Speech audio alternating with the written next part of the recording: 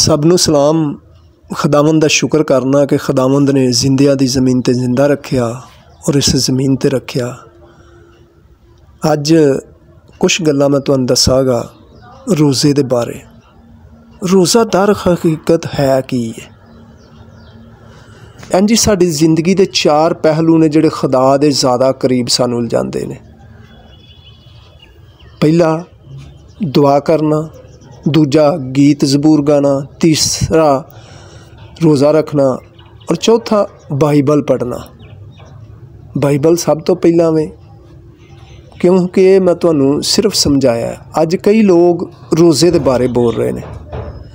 अगर साडी जिंदगी च रोज़ा नहीं तो साडी जिंदगी च कुछ नहीं।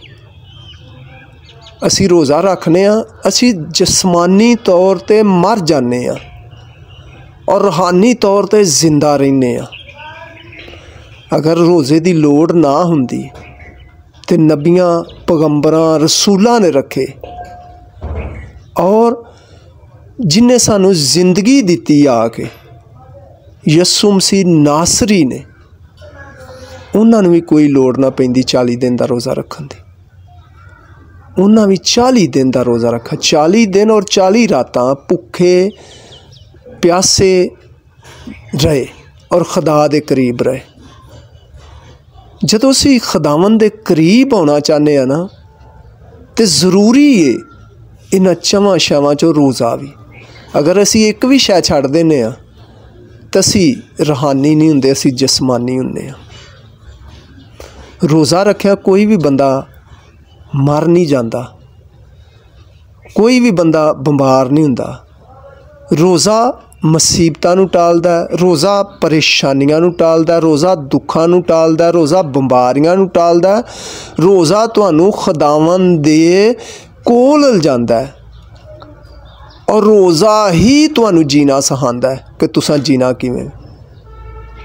मसीहत दी बुनियाद रोज़ा है। अगर तुसी रोज़ा नहीं रखदे, ये सिर्फ एक लिखा है कि तुसी 12 महीनों 40 दिन रोज़े रखो कि जिमें तुसी 10वां हिस्सा देने हो। जिमें कोई पैसे का देंदा 10वां हिस्सा, कोई किसी शै का देंदा, कोई किसी शै का देंदा। इस वास्ते क्योंकि तुहानूं अपने जिस्म का भी 10वां हिस्सा देना चाहिए, क्योंकि वो वे रोज़ा। क्योंकि रोज़ा ही एक ऐसी शै वे जिहड़ी सब तो ज़्यादा तुहानूं रूहानी बनांदी है और जिस्मानी गल्लां तो तुहानूं छुटकारा मिलदा है। तुसी दुनिया नूं भुल जाते हो। इस वास्ते पलूस ने, रसूल ने ठीक किया कि तुसां मसीह नूं वंड छड़िया, हुण तुसां मसीह दी तलीम नूं वंड छड़िया। क्योंकि हकीकत दर हकीकत रोज़ा जिंदगी है। अगर रोज़ा ना रखना हुंदा तो बजुर्ग मूसा 2 दफ़ा रखिया, बजुर्ग एलिया ने रखिया, मलका आस्तर ने रखिया, बजुर्ग दानिएल ने रखिया, सारे नबियां, रसूलां, पैगंबरां ने रखिया रोज़ा। कई बादशाह ने रोज़ा रखिया, 99 दे लोगां ने रोज़ा रखिया। वेखो रोज़ा, रोज़े च कितनी ताकत है कि रोज़ा तुहाडी जिंदगी नूं बदल देंदा है। खुदा ने यूना नबी नूं हुक्म दिता कि 99 च मनादी कर। 99 च मनादी कीती और खुदावंद ने कहा कि 40 दिन बाद कर देना। लेकिन की होया, उन्हां जदों लोगां ने रोज़ा रखिया 3 दिन का, तो खुदा ने अपना इरादा बदल दिता और उन्हां नूं माफ़ कर दिता। इस वास्ते रोज़ा तुहाडी जिंदगी च अहम है। रोज़ा रखो, रोज़े की मनादी करो और रोज़ा ही दुनिया के कम्मां तो निजात देंदा है, तुहानूं जिस्मानी कम्मां तो निजात देंदा, रूहानी बना देंदा और खुदावंद दे करीब लै जांदा है। रोज़ा बंधनां नूं तोड़ देंदा है। यसू मसीह ने 40 दिन का रोज़ा रखिया, 40 रातां का रखिया और साडा बाप नाल जिहड़ा अज़लां तो आदम तो रिश्ता टुट गया सी, वो जोड़िया और सानू अबदी जिंदगी दिती। यसू मसीह कोल इख्तियार है जिंदगी का, ये नहीं कि नहीं।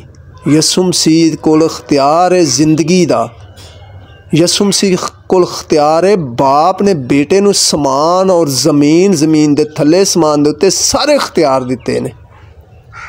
इस वास्ते रोज़ा रखोगे तो खुदा दे करीब जावोगे।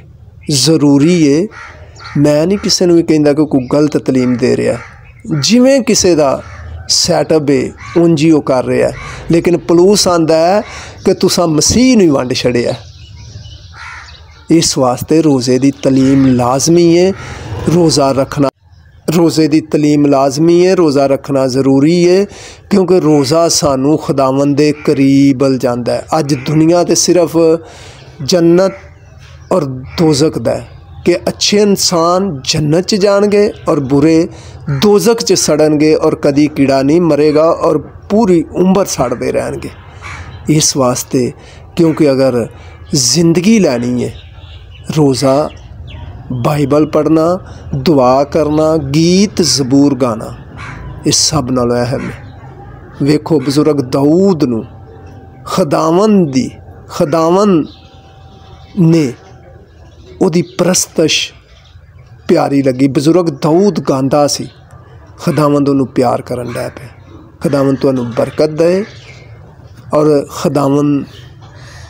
खुदावंद तुहाडे ते साडे ते रहम करे और इसराइल कौम नूं बरकत दे, उहदे वसीले पूरी दुनिया नूं आमीन।